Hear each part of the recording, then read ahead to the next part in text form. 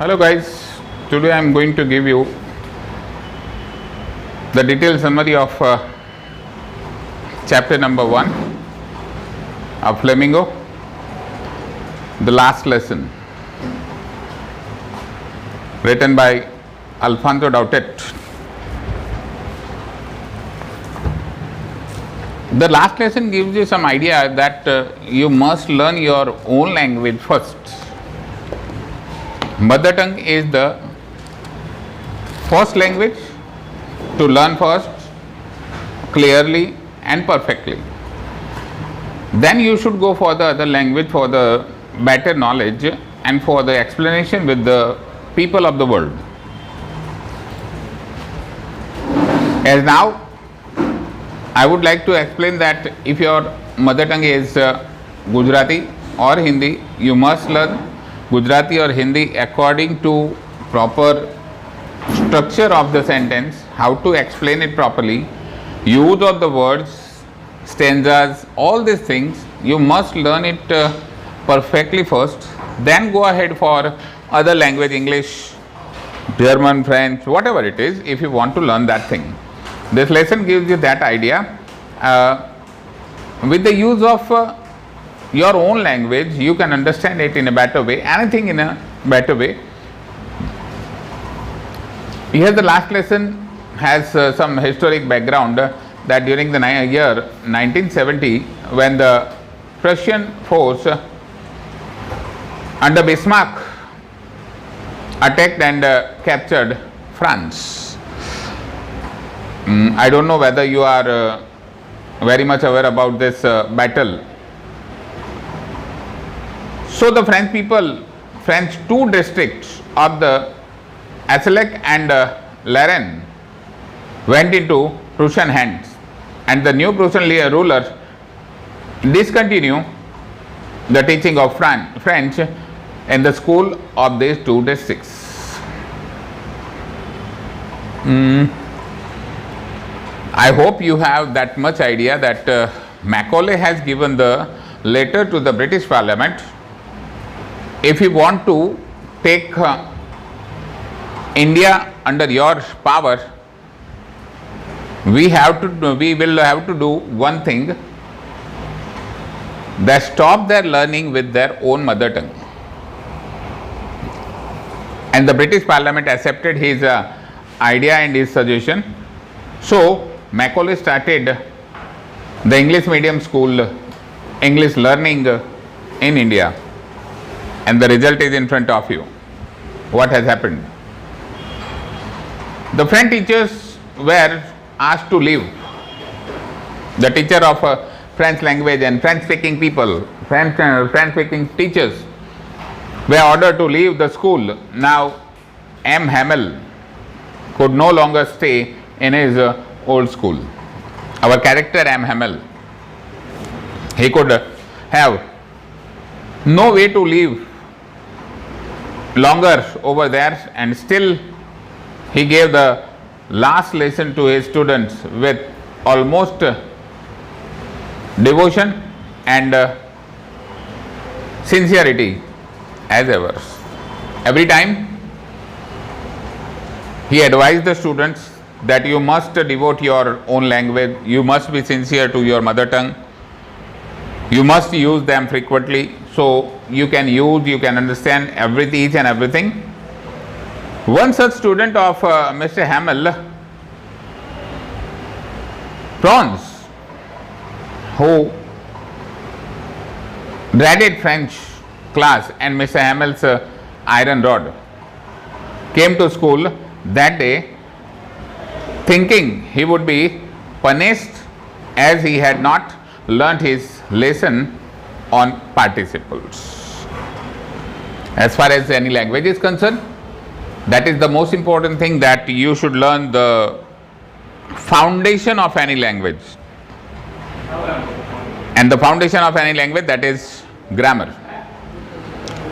So Mr. Hamel has given one topic about participle to the students to do, but unfortunately Franz could not do that. But he came to school with the thought that this is my luck or bad luck to get punished over there.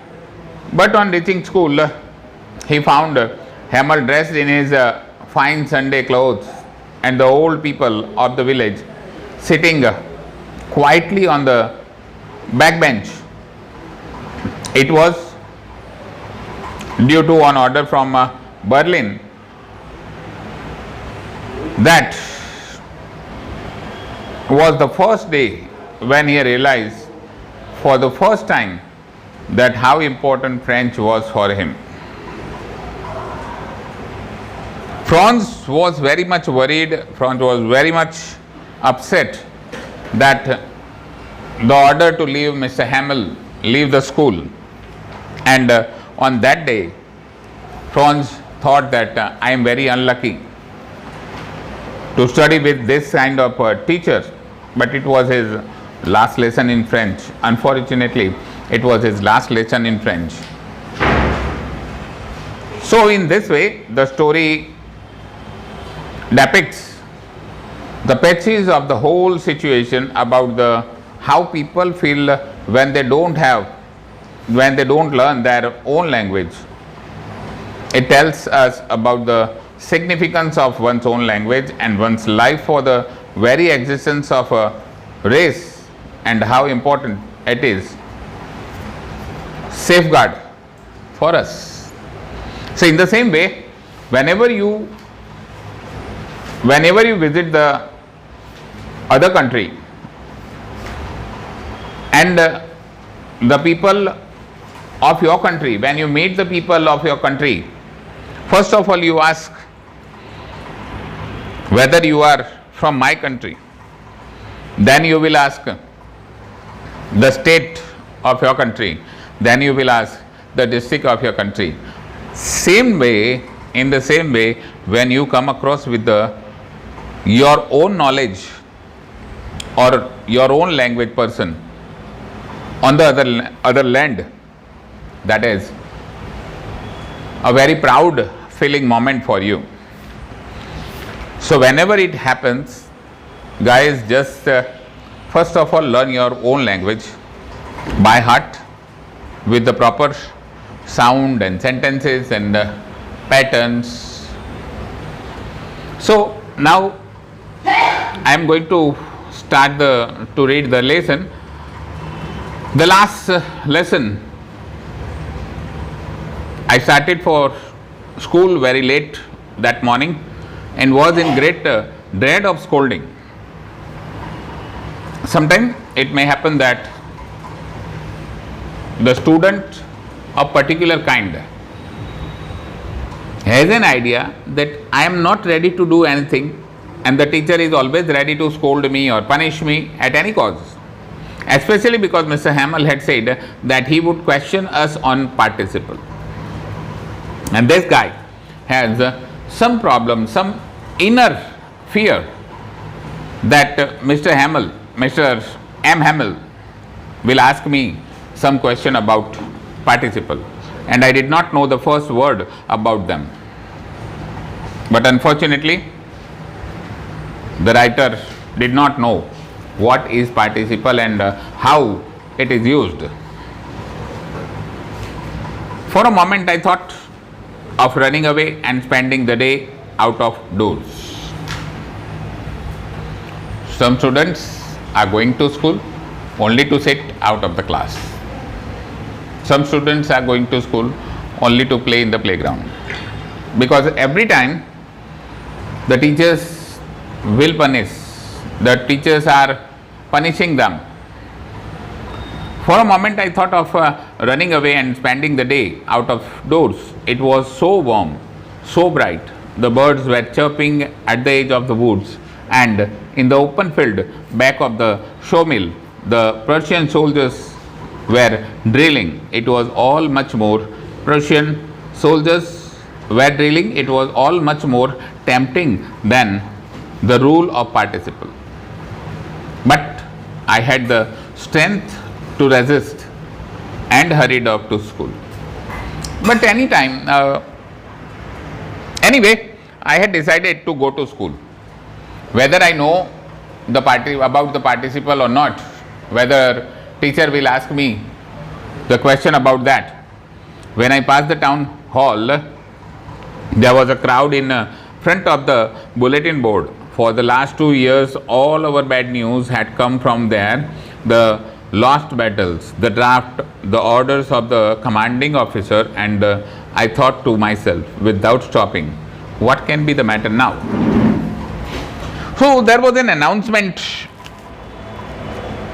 made on the bulletin board of the sitting near town hall that many people gather over there and try to read the notice. One question was in my mind, what had happened? What can be the matter now? These many people are gathering over there. Then I hurried by as fast as I could go. The blacksmith, watcher, who was there with his apprentice reading the bulletin, called after me, don't go so fast, Bub, you will get to your school in plenty of time. I thought he was making fun of me, and reached Mr. M. Hamill's little garden all out of breath. Usually when school began, there was a great bustle which could be heard out in the street, the opening and closing of desk. It was his habit that the desk was in front of M. Hamill, and he tried to open and close every time. So while talking to the children, he was habituated that to open and close the desk. Lessons repeated in unison, very loud, with our hands over our ears to understand better, and the teacher's great ruler rapping on the table. And the second habit was that he rapped the ruler in his hand, and he rapped frequently on the table. But now it was all so still. I had counted on the commotion to get to my desk without being seen. But of course, that day everything had to be as quiet as Sunday morning. Through the window, I saw my classmates already in their places, and M. Hamill walking up and down with his terrible iron ruler under his arm. M. Hamill was a very strict teacher, and every time he kept an iron ruler with him. So today also he had the iron ruler under his arm. I had to open the door and go in before everybody. You can imagine how I burst and how frightened I was. Actually, this is the habit of some students, that they always come late. Either that is the habit of them, or whether they want to take attraction of somebody. But nothing happened. M. Hamill showed me and said very kindly, go to your place quickly, little friends. We were beginning without you. We were going to start, but as you come in, then now I am going to start. I jumped over the bench and sat down at my desk. Not till then, when I had got a little over my fright, did I see that our teacher had on his beautiful green coat, his frilled shirt, and the little black silk cap, all embroidered, that he never wore except on inspection and prize days. That was the very rare time that he wore such kind of dresses. On that day, he wore silk cap and colorful dresses. I was surprised. Besides, the whole school seemed so strange and solemn. But the thing that surprised me most was to see on the back benches that were always empty, the village people sitting quietly like ourselves. Okay, today we are going to stop over here, and by the next time we will start from here. Thank you.